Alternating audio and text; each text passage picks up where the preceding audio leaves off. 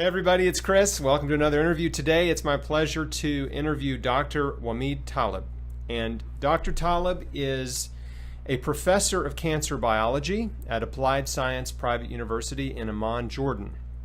He's authored a number of studies on natural anti-cancer compounds from medicinal plants and herbs such as lemon, garlic, ginger, curcumin, black cumin, piperine, which is black pepper, resveratrol, melatonin, and many others. And he authored a paper that was published in 2017 that some of you may be aware of because I wrote an article about it. And that paper was on lemon garlic extract and breast cancer.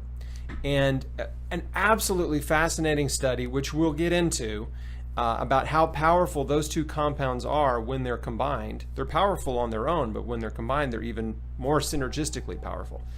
And we're going to talk about melatonin. We're going to talk about black seed oil and thymokinone. We're going to talk about all kinds of really cool stuff. So I'm really excited to dig in. And welcome, Dr. Talib. Thank you, Chris. I'm very glad and excited to record with you and to have this opportunity to share some information that may help cancer patients. Also, I would like to thank Maureen White, my friend from Montreal. She is one of your followers who helped me to know a lot about your website and the activities that you are doing to help cancer patients to improve their lifestyle and diet. Before speaking about scientific details, I want to tell you that you are doing a beautiful job by giving advice for the cancer patients to improve their diet and lifestyle. Chris, you know, every day thousands of articles are released dealing with cancer, diet, natural products. However, the majority of cancer patients cannot translate the results in these articles into practical, simple, straightforward steps that can help them to change their lifestyle. So what you are doing, actually, you are making a bridge between what we are producing of publications of scientific work, which is somehow complicated for people. You are bridging or converting this complicated information into simple, straightforward, in very beautiful way. So I want to thank you, and I really appreciate what you are doing by helping cancer patients. Well, Dr. Talib, that means so much to me. Thank you. And yes, it's true. I am trying my best to take complicated science and make it easy to understand and practical, because so much of it, especially the science about nutrition and the science about natural compounds, is useful. If only we know, if only we are told about it, about foods to eat, right, or foods not to eat, we can do these things. I mean, the drug world is a whole different ballgame. You have to have a doctor, you have to have research, and the patient has no power in terms of getting access to drugs and drug research and all those things. But we have a lot of power in our diet and lifestyle choices. And so as a patient advocate and a survivor, I just get excited anytime I stumble across research like yours.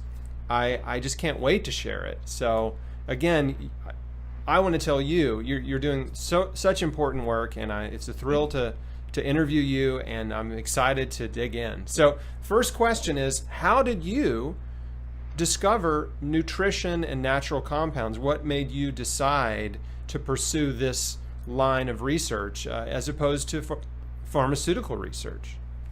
That's true. Actually, it started before 17 years ago when I was studying for master degree. I was working on T-cell leukemia, and I used to collect blood samples from cancer patients and return back to the lab for processing. The first shock for me was the fact that many of cancer patients that I took samples from them were children. So I saw how much they suffer. Also, I noticed the frustration on the face of their parents. So it was a painful experience for me to deal directly with cancer patients, to collect blood samples from them. What was extremely painful for me at this stage, when I returned back to collect more blood samples, I shocked when I didn't find some patients. Simply, they passed away. So at this point, I decided to spend my whole life diving in cancer research and trying to provide alternative cancer therapies, less toxic and more effective.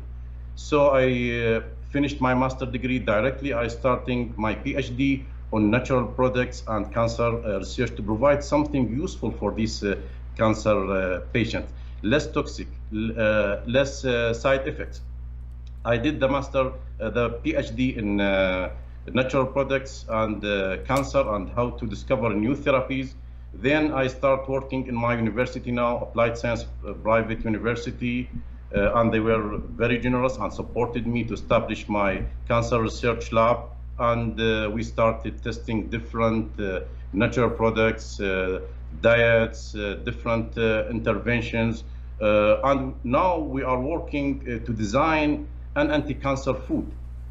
So we reached very good stages by making combinations that work synergistically to provide or to present something for cancer patients.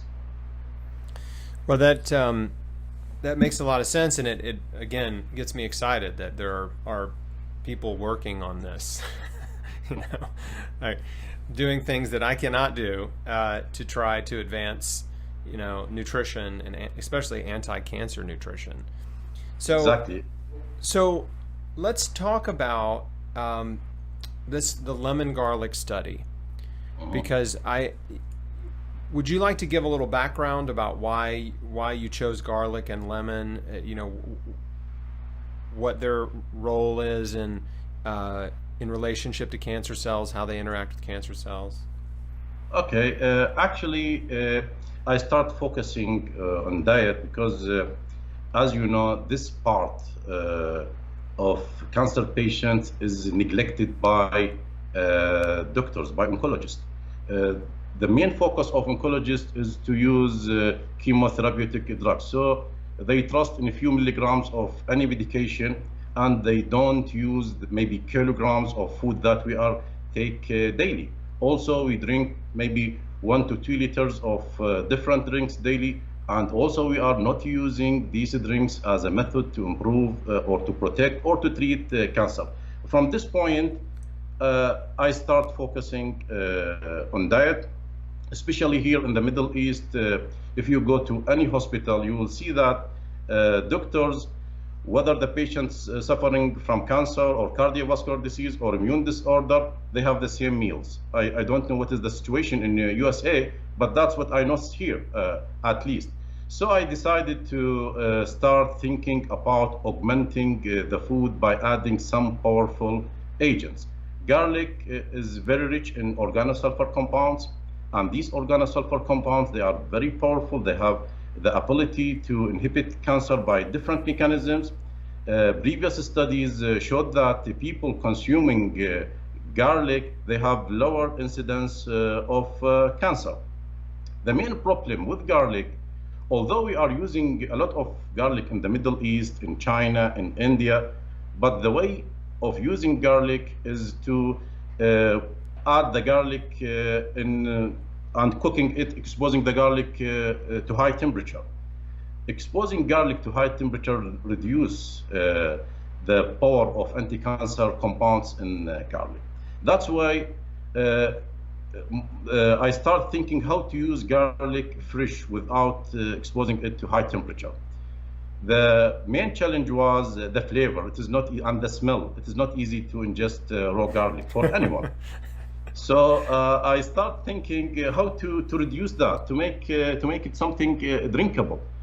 Lemon juice also contains many flavonoids, which are very active compounds, and contain limonene, which is very active against cancer. At the same time, when you mix both of them, the low pH, the acidic environment in lemon enhance the release of more active compound in garlic. At the same time, it reduced the smell and the flavor of garlic. I did that. I tested on myself. I tested on my father. he liked the the juice, and now he is maybe in his seventh year drinking lemon and garlic juice daily. Me too. I drink 7 years. lemon. Wow. Yes, yes, yes. And Because let me ask you, how much do you consume? What is your personal dose, your daily dose? well, Chris, I expected this question from you, so I prepared beside me a cup to show you what I drink daily. Oh, This is the fantastic. amount. There it is. Okay, this is the amount. I prepared it fresh. Is that about maybe for 4 3 days. ounces? Is that Maybe in milliliter, it's around 70 to 80 milliliter. got it? I can drink it 2 times per day, but always after meals. After meals. So it is very powerful. I noticed that for me, even this combination reduce the frequency of viral infection for me. Also, it has very powerful activity against cardiovascular disease. It reduced the lipid profile in the blood, so it slowed down the atherosclerosis. For cancer, I tested in the lab. I gave it to mice, the study that you know about it, and the results were amazing. I did not expect to get this percentage of cure in mice, so it was very effective, safe, and anyone can take it daily, let's say between 50 to 80 milliliter once or 2 times per day, and you can dilute it if the flavor is very strong. The instructions in the article just for the research, but you can dilute it and take a larger volume to get the same benefit.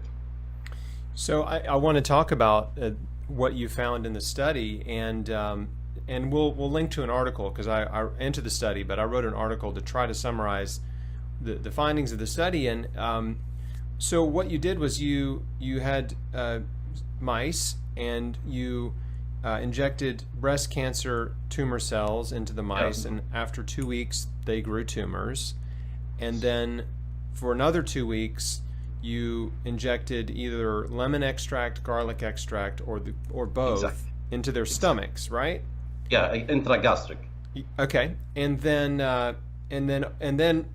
over that 2 week period of treatment, which you were, I guess, giving them one injection per day, the tumors shrunk by an average of 80%, and true. 60% of the mice were cancer-free at the end of 2 weeks. That's true.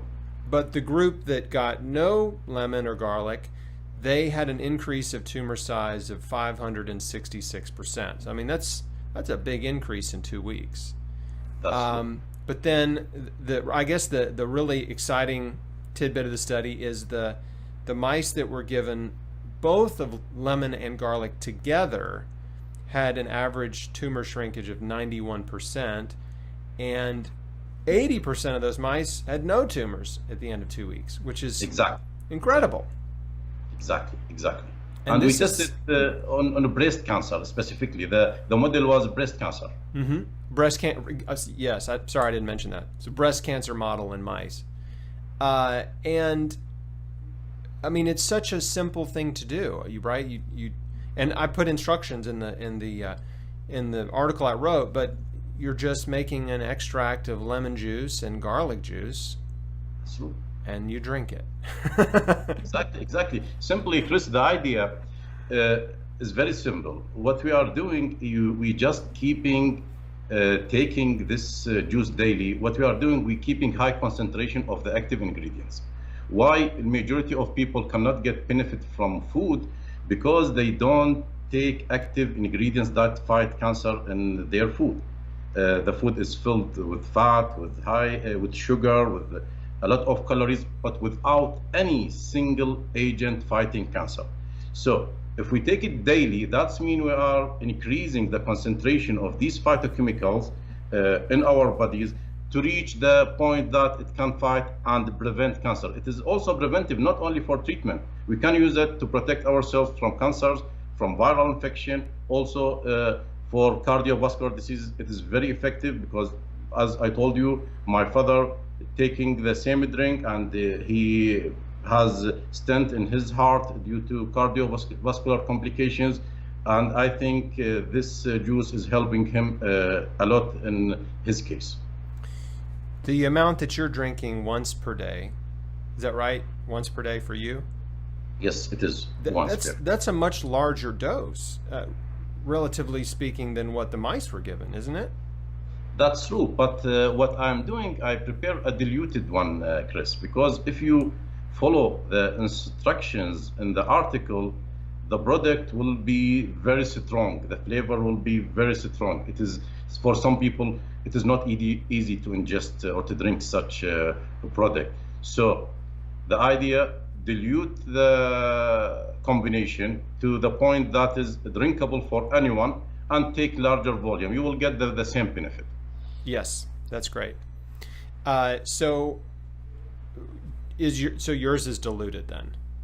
Yes, it is diluted. Yeah. What ratio of dilution? Well, I did not measure actually the exact weight, but if you dilute what is in the article 10 times, okay, you will get a juice drinkable with good flavor without any complication. Okay, easy, so it's 10 to 1. Yeah. So basically a 10 to 1 dilution. 10, exactly. Yeah, that's great. And Very helpful. Increase the volume to up to 80 to, let's say, 50 to 80 ml. Got it. Okay, so folks, you can read that article. You can make this juice. I think it's interesting that you've been drinking this for 7 or 8 years, but you didn't do the official study for several years later. That's true. That's true. Actually, I tested it. The flavor was good. I start feeling some benefit from drinking this juice for a long time. So I spent, let's say, 2 years drinking this juice before starting the study. I noticed that the frequency of seasonal flu decreased. I felt that in general it gives me some good feeling. I feel like this combination is helping to reduce lipids, although I did not test that, but I was monitoring what is happening with my father, so I felt it is also useful in this field. So I decided to test it on cancer, as I am working in cancer research, and the results were very good. Okay, so next study I'd like to talk about is, well, there are 2 that you did with ثيموكينون, and which is the active compound in black cumin seed, which folks who follow me might know that as black seed oil, which is a product that most people can buy on Amazon and different places. But black seed oil has this compound, which we'll just call TQ for short, so everybody. TQ, and TQ is also a remarkably powerful anti-cancer compound. Will you talk about that? Yes. Here in the Middle East, this Nigella sativa or black cumin, very common for all people. They use it mainly in many products. Also, the concentrated oil used, they add it in many types of food. So it is common, and maybe in America it is not common to the same degree like in the Middle East. It's not. No one eats it in America. I expected that. Actually, what I did not take the extract. I did take the TQ, the ثيموكينون, the pure compound. I see. Because it is already, as you have pure compound, the activity will be higher. This compound is very effective. We tested on cancer. At the same time, it is very safe. So it has some ability to discriminate between cancerous cells and normal cells. We injected the mice with high concentration of this TQ without any liver or kidney toxicity. So this has encouraged us to go further. we start establishing a tumor in mice the same way as in the previous study. After the tumors reach specific site, we start injecting them with ثيموكينون, TQ. Also, in order to augment the effect of TQ, we use resveratrol. Resveratrol present in high concentration in grape seeds and grape skin.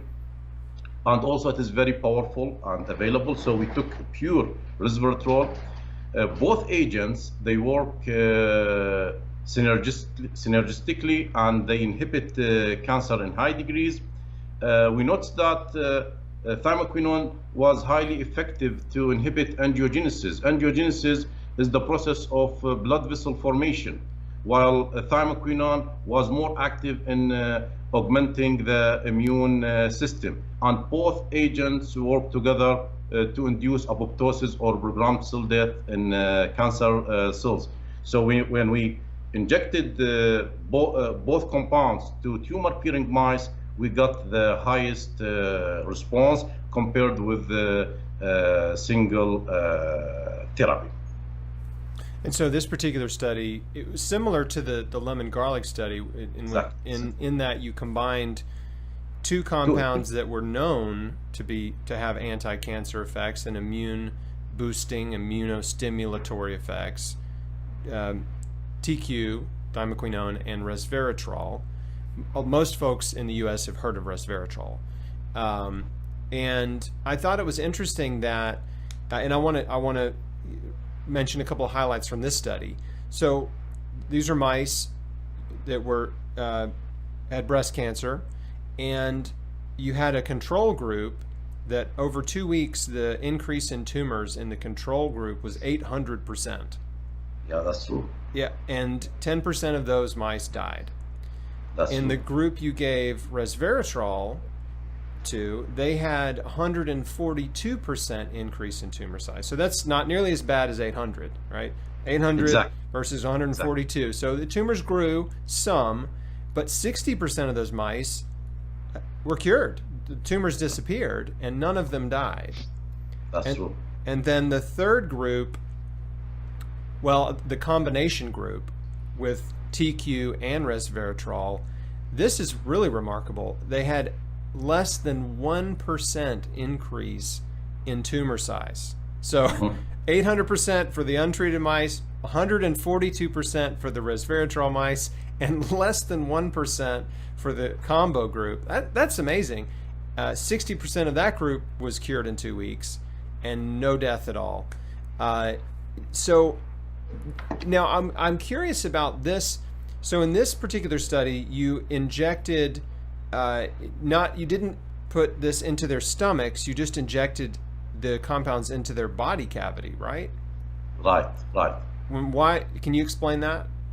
Well, for this particular point, we tried to get the highest response, because when you inject directly, the concentration of the drug will be higher. While when you ingest or use intragastric injection for delivering drugs, the metabolism and the absorption of drugs to the liver will somehow decrease or change some of its activities. Because we had no idea about the results, we tried to make the injection intraperitoneal to enhance our chance of getting positive result. Actually, I just need to explain one point. I will try to be simple as much as possible so anyone can understand what I am saying. Why, as you noticed, we use combination therapies. For any tumor, each tumor composed of millions of cells. If you examine these cells, you will see that they are not similar to each other. Some tumor, within the same tumor, some cells, they are actively dividing. Some cells, they have slow cell division. Also, their requirements of oxygen differ, their metabolism differ. So the idea of combination therapies or using a combination of natural products or dietary agents is to decrease the ability of cancer cells to adapt. We are preparing something to attack all varieties within the same tumor. This is, for example, if you use a single agent therapy, this single agent therapy may attack, let's say, 10% of cancer cells that carrying specific mutation.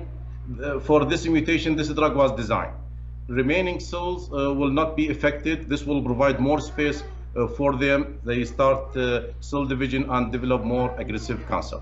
While in combination therapy, we are decreasing this chance. We are decreasing the ability of cancer to adapt and to restart with more aggressive tumor cells. That's why it is always important to consider natural products, diet with the conventional therapies. So what I'm saying, not to ignore conventional therapies, just augment what you are taking with something useful that will help to increase the efficiency of these anti-cancer therapies. That's why, Chris, you noticed in our studies, we always focus in combination.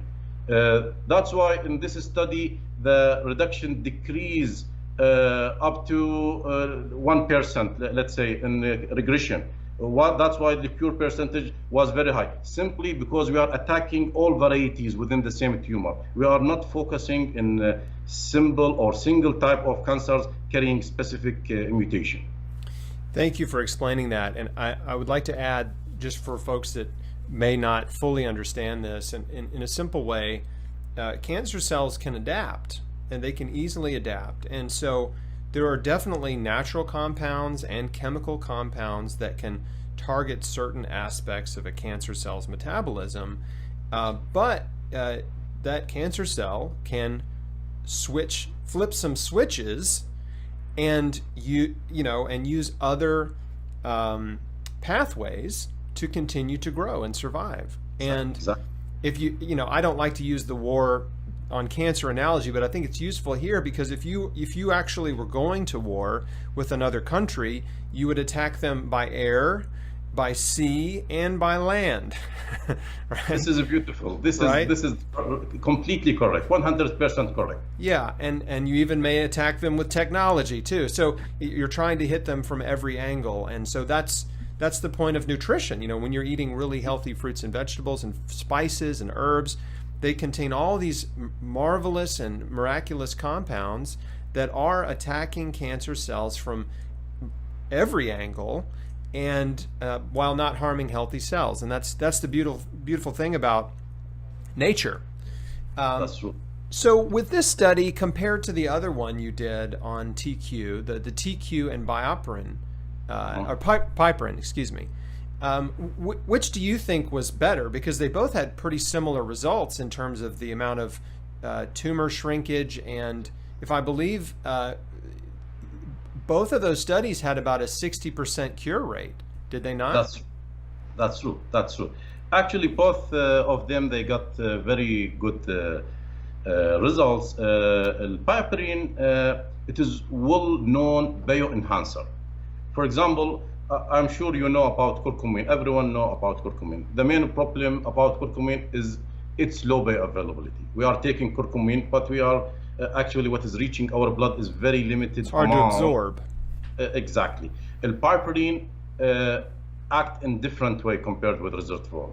It increases the bioavailability of thymoquine. It acts as bioenhancer. That's why we tried, since we are at this point, we reached the point that TQ is very active. So what about augmenting TQ with piperin to enhance its absorption, to increase its bioavailability in the circulation, and to get better response? Chris, let me just focus in one point, maybe not well discussed. The other side of cancer therapy that we need to focus on is the cost of targeted therapies. Yes, please talk about the cost. Exactly, because the cost will encourage us to focus more on natural products and diets. Let me give you just simple numbers, just to imagine how much the cost of targeted or chemical cancer therapies. The US FDA in 2012 approved 12 new drugs. 11 drugs of these 12 new drugs were priced to cost 100,000 per patient per year. If you go to statistics, more than 50% of cancer occurring in low and middle income countries. So if you want to use these drugs in any of low and middle income countries, actually no one can use them because the cost is extremely high. So even if we reach very effective drugs, even if we produce very selective and effective drugs, at the end of the day, these drugs will be available for less than 50% of patients, because the majority of cancer patients registered now in middle and low income countries, and the expectation for 2025 is to reach 70% of cancer patients in these countries. So that means the patient needs to spend more than $8,000 per month, which is a huge amount of money for any person living in these countries. That's why it is important to think about alternatives, because simply governments and the health sector in these countries will not approve these drugs, not because they are not effective, because they cannot cover the cost of these drugs for their patients. So using combination therapies, using nutritional intervention is important to augment, to support conventional therapies. Also, it is important as alternative for very expensive and high cost of some anti-cancer agents. During 2013, because the problem is now global, a large group, more than 100 scientists working on leukemia, they co-authored a paper calling for lower prices and more availability of these drugs, because actually the drugs are there, but nobody can cover the cost and use them. This also, Chris, support what you are doing, support what we are doing to develop nutrition, to develop anti-cancer therapies using natural product and dietary intervention. Thank you for bringing this up. This is such an important part of the conversation, because the cost of cancer drugs has skyrocketed, and it's much worse where I am. In the U.S., the average new drug is about $1 million a year.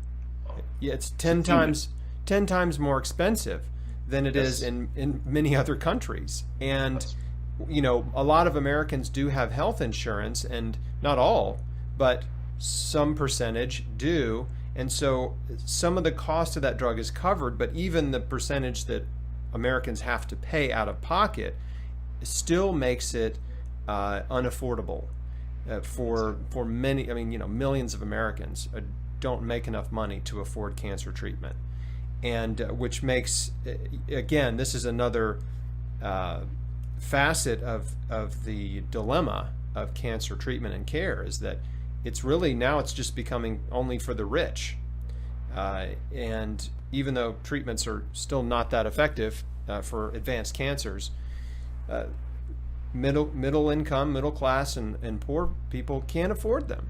And even in USA, even in America, Okay. Oh, absolutely. I mean, you know, in America, I mean, there are many cancer patients who end up in bankruptcy because of the cost of cancer care. There are, you know, if you're following the cancer community, there are, you know, patients are raising money left and right. You know, they're selling their possessions, they're doing fundraisers, they're asking for money from every source they can get just to afford treatments that aren't even that effective. And it's really tragic that what they call it, it's the expression is that, you know, cancer treatments metastasize to your wallet. And That's true. Yeah, That's and it's very true. So it's a big problem. And anyway, thank you for bringing that up. A lot of people don't think about these things. They don't realize, not only our treatments are very harsh and in many cases don't cure the patient, but they also drain their entire life savings and leave their family, you know, if they die, leave their family with no money or in debt. That's why it is a priority to think about alternative, specifically from natural products. Yeah, and I do understand the challenge too, which you mentioned, is that natural compounds, the ones we've talked about, garlic, lemon, TQ, resveratrol, black pepper, there is no money in these natural compounds. Exactly. And in order to get, just for folks, and I talk about this in great detail in my book, by the way, for those of you who have not read it, but it costs on average $1 billion in the United States to get FDA drug approval. $1 billion. And so in order for a drug company to invest $1 billion testing a compound and getting it approved, they have to be able to make billions in profit. Exactly. And there is not billions in profit to be made on garlic. Just not going to happen, because there's no patent. You can't patent garlic. You can't patent resveratrol. Anyone can grow garlic in their backyard. So almost anyone could start a supplement company and sell resveratrol. So that's why, again, this is, a lot of my audience understands these things, but for folks that are new and just on this path of discovery, that's why you're not seeing the kind of research that Dr. Talib is doing. That's why it does not make its way into clinical practice. That's why your oncologist doesn't know about it or isn't telling you about these wonderful studies. It's because his hands are tied, and the drug companies certainly don't care about a garlic study. And so, you're on the front lines of this wonderful research that's happening, and I just want people to understand why that research stops, right? Brilliant people like yourself conduct the research, publish the results, and then and that's where it stops. It just doesn't get any further. And so, again, I'm compelled to find this information and share it and empower patients and anyone who's interested in health and prevention, empower them with knowledge that they can use on a daily basis. Hey, drink some garlic and lemon extract. So now, this is where my mind goes. So you did a study with TQ and resveratrol, and you did a study with TQ and black pepper. Does that make you want to do a study with all three combined? Good question, Chris. Actually, although natural products, they have very good safety profile, and you can use high concentration without real toxicity, but when you increase the complexity of the combination, the toxicity appears. So when you start adding 3, 4, 5, now we get to reach a point that some problems in the kidney, some problems in the liver. So we started to do a combination of 2 agents. We got good results. Now we are using multiple combinations, but with lower concentrations. And we got some promising results, because if you keep the same concentration of TQ, piperine, and to add to them resveratrol, 100%, you will notice some signs of toxicity on animals, and we don't want that. So what we are doing, we are reducing the concentration, making a mixture that can get better results, but without any toxicity. So it is possible to combine more than 3, sometimes 4, 5, and we are doing that now to present something as, let's say, anti-cancer food. So to provide nutrients, plus different concentrations of garlic, lemon, TQ, curcumin, piperine, and other agents. So we are preparing that. We reduce the concentration, and we are testing now the toxicity of this combination to make sure that before publishing it, it is non-toxic at all. That's fantastic. I love it. I'm excited. As soon as I publish the article, I will make sure to send you a copy. You will be the first one to receive the copy. Yes, thank you. So I really want to talk to you about melatonin, because I know you have a lot to say about it, and it will be very informative. And I've never interviewed a melatonin expert, and so I'm excited about that. But before I do, are there any other studies that you have done that or that you want to talk about that were revelatory to you? Well, recently we just finished evaluating herbal drinks. Yes. Herbal drinks, Chris, they are very popular here. Everyday people, they drink herbal drinks. And if you go to the supermarket, you may find, let's say, over than 25 types of different herbal drinks. So the question was, okay, if I am a cancer patient, what to drink? This one, this one, this one. This is an important question because at the end of the day, this patient will drink whatever is available. But instead of drinking these herbal drinks randomly, we try to evaluating each herbal drink. So and we see which ones. Exactly. Yeah. And wait, let me interrupt you because I want to pre-frame this just a little bit. In the U.S., we don't really drink herbal drinks. I mean, Yes. there are some herbal teas that people will drink on occasion, but you know, most Americans, they're drinking Coke and Pepsi and soft drinks, or they may be drinking like a sweet tea, and or a sports drink like Gatorade, or an energy drink like Red Bull or Monster. I mean, and so most of those drinks are just horrible, right? The closest thing is to maybe okay is a tea, but usually the sweet tea has a lot of corn syrup in it and a lot of sugar in it. Exactly. But and so would you talk about the types of herbal drinks, herbal beverages that are consumed over there, just so you know Americans and other people watching get an idea? Yes, yes. Well, we have a lot of herbal drinks here. For example, thyme. Thyme is growing here, and they package it in tea bags, and you just soak it in hot water and drink it. Also, a combination of ginger and lemon, also very popular here. Salvia, which is a plant, aromatic plant, very common, very safe, and people, they consume it daily. And a lot of herbal drinks, I don't remember the exact names, but in general, what we tried to do, and we published the abstract, and we will publish the full article soon, so people will know the exact name and the composition of herbal drinks. And some herbal drinks, actually, they are a combination of 4 to 5 plants together in one bag. Also, they are very popular here.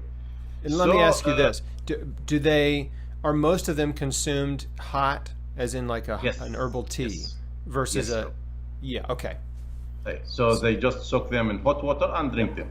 So the question was, okay, why not to evaluate what we are drinking? We know that our population drinking these herbal drinks, and we have cancer patients in hospitals. If we get something supporting them, we give a recommendation to the oncologist. Just keep in your mind, this patient can take this herbal drink. It will support him. So we start testing them. The testing was 2 branches. The first branch is to evaluate its anti-cancer effect. The second branch was evaluating the immunomodulatory effect, whether these herbal drinks stimulate the immune system. So we start by giving intragastric directly to the mouth, to the stomach. We start giving mice different types of herbal drinks, and we prepare them exactly like what people prepare them during daily drinking. So we make sure everything is like what people take. After 2 weeks, we inoculated the tumor in mice. After tumor inoculation, we keep giving mice different herbal drinks for another 2 weeks, and we monitored the change in tumor size, and we also measured the activity of some cells in the immune system, like lymphocytes and macrophages. At the end of the study, we noticed that 2 herbal drinks were very effective compared with others, which is opposite against what we believe, because here in the Middle East, they believed with and they drink more of the herbal drinks that consisted of multiple plants, 5 or 6 plants in one bag. All people consider this as powerful drink, but after we did the study, we find that thyme and lemon plus garlic herbal drink were the most powerful to augment the immune system and to inhibit cancer, which is against what people believe here. The majority were thinking about combination of plants instead of thyme or garlic and or lemon and ginger. So lemon and ginger together are wonderful, which we know that. Obviously, and thyme. Yes. Which thyme. You say thyme over, and Americans say thyme. It's okay. Yeah. And that's just a tea. I mean, and again, you say herbal drinks over here. We just say herbal teas to imply that it's a hot drink. Yeah. But yeah, that's really interesting that that those were not surprising with the lemon and ginger.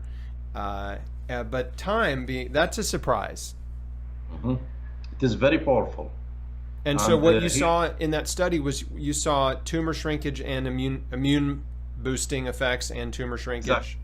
Exactly. And we did the study as a protective and a treatment. That's why we start giving herbal drinks 2 weeks before tumor inoculation and 2 weeks after tumor inoculation. So we get both information, whether it protect against cancer, and we got good results. Also, if the mouse has a cancer, whether it enhance or act as anti-cancer agent and cause shrinkage in the cancer.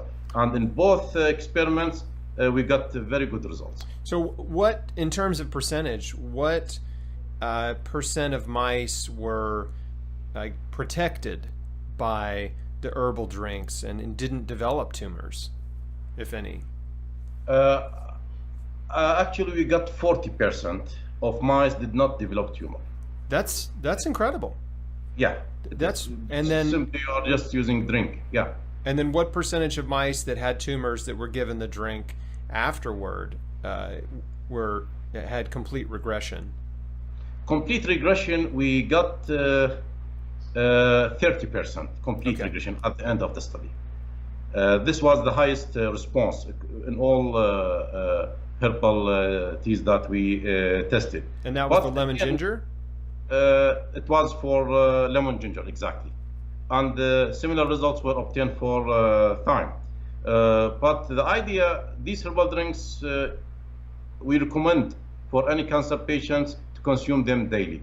With the medication, with all things that he is taking, just take these herbal teas daily to keep your immune system, to boost your immune system, to increase the stress on cancer cells. So even the percentage is relatively low. We are speaking about 40 to 30%, but as a supplementary drink, I think this result is good. Was the lemon ginger tea a dry tea bag? Yes, dry. Exactly like the normal tea, just we soak it in hot water and drink it. That's great. Okay, so now let's talk about melatonin. Okay. I know you're passionate about melatonin, and so yeah, please educate us on the value of melatonin, and it seems to be very, very overlooked and underestimated. That's true. That's true. I agree with you. Actually, before speaking about our experiment, melatonin is a hormone produced by a pineal gland in the brain. This hormone is responsible for our biological clock. So at night, the concentration of melatonin increases. That's why we feel sleepy and sleep. During the day, early hours in the day, the level of melatonin decreases, so we feel active and start our day. With time, this will set our biological clock. This is the main role of melatonin.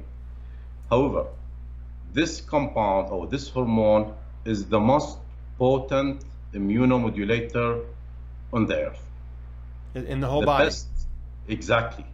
Whatever you take will not support your immune system like melatonin.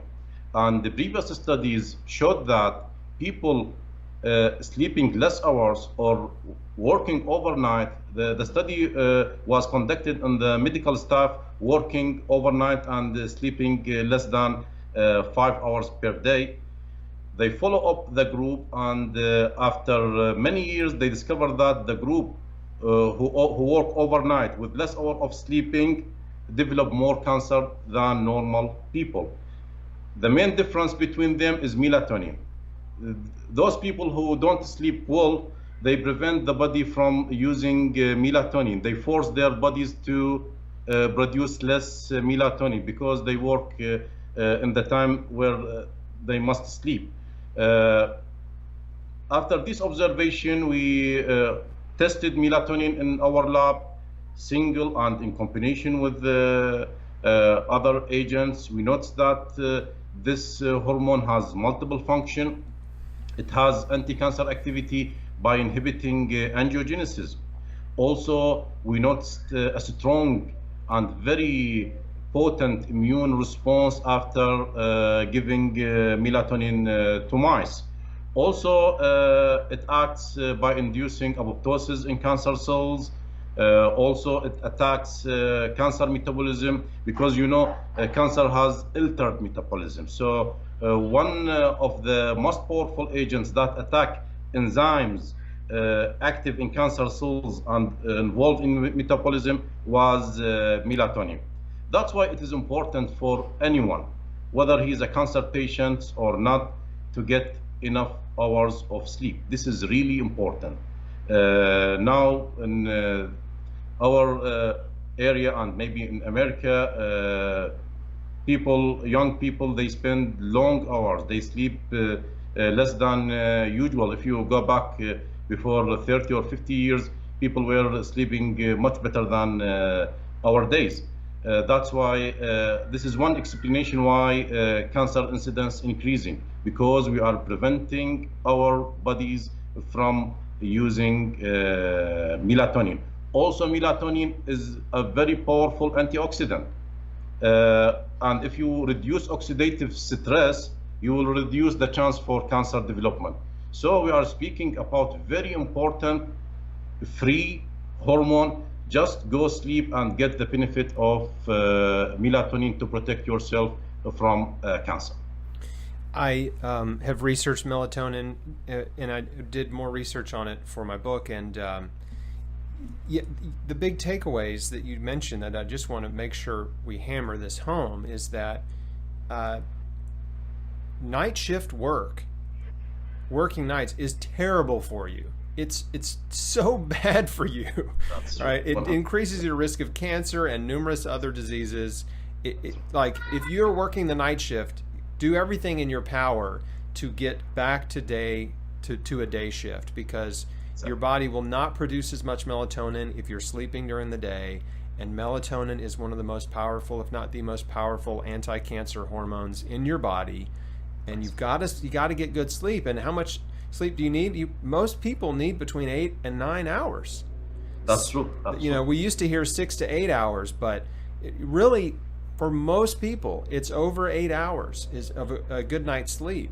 And over time, if you develop a sleep deficit, and it'll just drain you down and eventually make you vulnerable to disease. And so that's important if you want to prevent it or heal it. Now, here's the question that comes to mind. I think a lot of people are wondering. So number one, you've got to optimize your sleep, right? You've got to go to bed earlier. You need to sleep in the darkness. Maybe make sure your bedroom is cool so you don't wake up a lot at night, and try to get rid of anything, limit things that might wake you up at night, like even household pets and things can disturb your sleep. So you want to create a really, really ideal sleep environment. But once a person has done that and they've optimized their melatonin, is there value to supplementation? Supplementation of melatonin? Yes. Yeah, it is available. Now, many pharmaceutical companies, they produce melatonin, and people, they can take it daily for protection. So if someone need to augment his body or supplement his body with melatonin, it's okay. It's available in the pharmacy and safe. Anyone can take it, but it is very powerful and can protect the body. But always what I said, if you stimulate your body to produce your own melatonin, this will be better than taking supplements. If you need to take supplements, it's okay. But as you mentioned, Chris, sleeping enough hours in good environment, continuous sleeping, this will do the job perfectly. So the best source of melatonin is your own body. Exactly. But supplements also can have value. Exactly. They can be helpful. Okay. It's good to know. Okay, well, we are just over an hour, so Dr. Talib, I want to be respectful of your time. This has been a thrill. I am so excited to share it. You're such a wonderful, caring, and brilliant man, and I'm just elated to be able to spend this time with you and to share what you have just talked about with my people and with the world. So thank you for the research you're doing. Thank you for your big heart. Obviously, you care a lot about helping people, discover nutrition and helping people take care of themselves and helping people who can't afford cancer treatment do things to help themselves. And we're on the same team, and it feels pretty good. Exactly. Thank you very much, Chris. It's really a pleasure to meet you and to discuss these topics with you. And I want to thank you again for what you are doing. I really respect and appreciate what you are doing. You are doing what we believe. We believe that everything should be available for patients. Simple intervention, nutrients, natural products that can help cancer patients should be available free for anyone. You are doing that in a very beautiful way. So thank you again, and it's really a great pleasure for me to record with you and to speak about these topics with you. Thank you so much. Okay, everybody, thanks for watching. Please share this. Obviously, you've made it to the end of the video. You know how powerful this information is. Help me reach more people. Help Dr. Talib reach more people. I will link to all these wonderful studies he's done in the show notes, and with some other resources and things for you. And help us spread the word that nutrition and natural, non-toxic compounds from nature can help you heal and prevent disease. It's a wonderful message. Thanks for watching. I'll see you all real soon. Bye, Dr. Talib. Bye.